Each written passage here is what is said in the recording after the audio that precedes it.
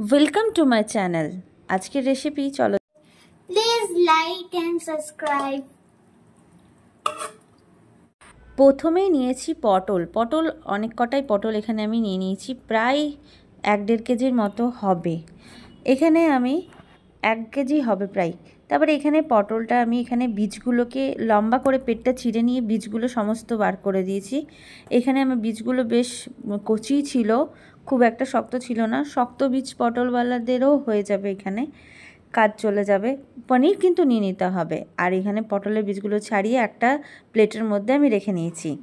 তারপরে এদিকে পনিরটাও রেখে দিয়েছি, সাইড করে নিয়েছি। প্রথমে নিচ্ছি কড়াইয়ের মধ্যে একটু তেল। এখানে আমি 1 চামচ থেকে 1.5 চামচের মতো তেল দিয়েছি। দিয়ে পটলগুলোর খোসা প্রথমে ঘষে নিয়েছি, আমি কিন্তু ছাড়াইনি খোসাগুলো ঘষে নিয়ে এরকম করে একটুখানি নেড়ে চেড়ে ঢাকা দিয়ে রাখবো। একটু পটলটা ভাপিয়ে নেব, মানে তেলের মধ্যে একটু ভেজে নেব প্রায়।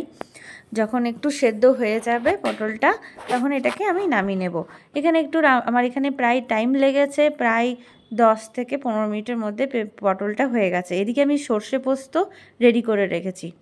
সর্ষে 2 চামচ দিয়েছি, এখানে কিন্তু সাদা সর্ষেই আমি ইউজ করেছি। আর পোস্ত 3 চামচের মতো।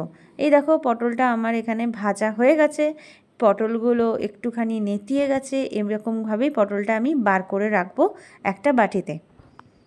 তোমরা এরকম রেসিপিটা ট্রাই করে দেখতে পারো, খুবই ভালো হয়।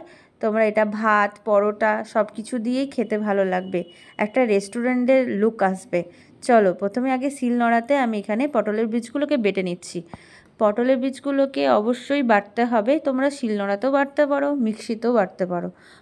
এখানে আমি অল্প পটলের বীজ বলে আমি মিক্সি ইউজ করিনি, শিলনোড়াতেই বেটে নিচ্ছি। তারপরে এরকম করে শিলনোড়াটা বেটে নিতে হবে। আর এখানে এর মধ্যে আমি লঙ্কা অ্যাড করব। লঙ্কাটা আমি এখানে ঝাল অনুযায়ী, নিজস্ব টেস্ট ঝাল অনুযায়ী এখানে লঙ্কাটা দিতে হবে। আমি এখানে 2টো লঙ্কাই দিচ্ছি।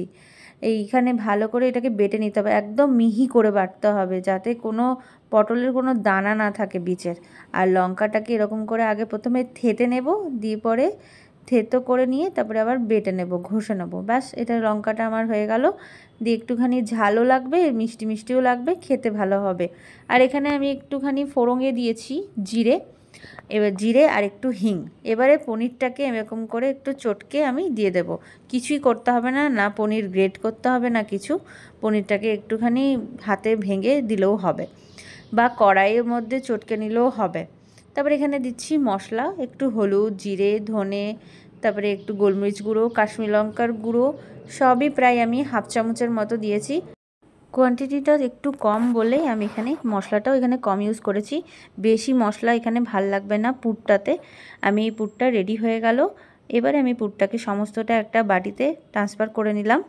এবার রেডি হয়ে গেল আমার পনিরের পুরটা। আর এইদিকে আমি সর্ষে পোস্তটাকে একটু মিক্সিতে ঘুরিয়ে নেবো। এখানে আমি 3টে কাঁচা লঙ্কা আর দিয়েছি, এখানে আদা দিয়েছি, আদাটাকেও এবার এর মধ্যে ঘুরিয়ে দিয়েছি মিক্সিতে। গ্রাইন্ড করে নেওয়ার পরে আমি এদিকে পুরটা ভরে নিচ্ছি পটলটা কিন্তু ভালোভাবে সেদ্ধ হয়ে যেতে হবে। এরকম একদম সেদ্ধ হয়ে যাওয়ার পরেই আমরা পটলের পুরটা ভরতে পারবো, না হলে এটা একটু শক্ত হলে এটা ভালো লাগবে না খেতে। দিয়ে পরে ভালো করে পুরটা ভরে দেবো, একদম ঠেসে একদম পটলটা যেরকম মোটাসোটা ছিল সেরকম আবার মোটাসোটা করে দিতে হবে পুরটা ভরে। তারপরে যে পুরটা ভরার হয়ে যাওয়ার পরে আবার কড়াইয়ের মধ্যে তেল দিচ্ছি। তেলটা এখানে আমি 2 চামচের মতো দিয়েছি, তবে এখানে কম বেশি তেল করে নিতে পারো। তারপরে এখানে গোটা গরম মশলা, তেজপাতা আর দিয়েছি অর্ধেকটা টমেটো। আমি টমেটো বেশি দিচ্ছি না, এখানে সর্ষে পোস্ত বাটাটাও আমি এর মধ্যে দিয়ে দিচ্ছি। আমার এখানে সর্ষে কম পোস্ত বেশি, তোমরা চাইলে উল্টোটাও করতে পারো, পোস্ত কম সর্ষে বেশিও করতে পারো, সেরকমও টেস্ট ভালো হবে। আমি একটু পোস্ত বেশি দিয়েছি।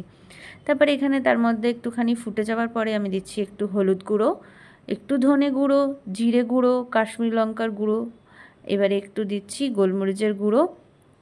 আমি এখানে ঝাল লঙ্কা দিচ্ছি না, কারণ আমি এখানে লঙ্কা আগে থেকেই দিয়েছি। আর চিনিটা অবশ্যই দিতে হবে, যাতে টেস্টটা আরও ভালো হয়। এবারে এটাকে ঢাকা দিয়ে রাখতে হবে 10 থেকে 15 মিনিট পরে এরকম তেল ছেড়ে আসবে, তাহলে বুঝবে যে আমাদের এই মশলাটা কষানো হয়ে গেছে। এবার একটু জল দিয়ে আবার কিছুক্ষণ কষাবো। এবার কষিয়ে পরে আমি এখানে পুর ভরা পটলটা এর মধ্যে দিয়ে দেব। দিয়ে পরে আবার 10 থেকে 15 মিনিট ভালো করে একটুখানি ফুটিয়ে নেব, যাতে একটু এটা ভালো করে এর ভেতরে রসটা ঢুকে যায়। এখানে আমার মেয়ে খালি লাভ রিঅ্যাক্ট দিয়ে যাচ্ছে, লাইক করো লাইক করো। তোমরা কেমন লাগলো ভিডিওটা অবশ্যই জানিও। এবারে দিয়ে পরে আমি আবার জল দিয়ে পরে আবার একটুখানি দেখলাম, ঢাকা দিয়ে দিয়েছি। দিয়ে পরে এরকম রেডি হয়ে গেল আমাদের পটল। ভালো লাগলে লাইক করো, আবার দেখা হবে অন্য একটা ব্লগে। সবাই ভালো থেকো, সুস্থ থেকো। ভিডিও কেমন লাগছে অবশ্যই জানাতে ভুলো না, কিন্তু আমাকে কমেন্ট অবশ্যই করবে, আমি রিপ্লাই অবশ্যই দেবো। টাটা।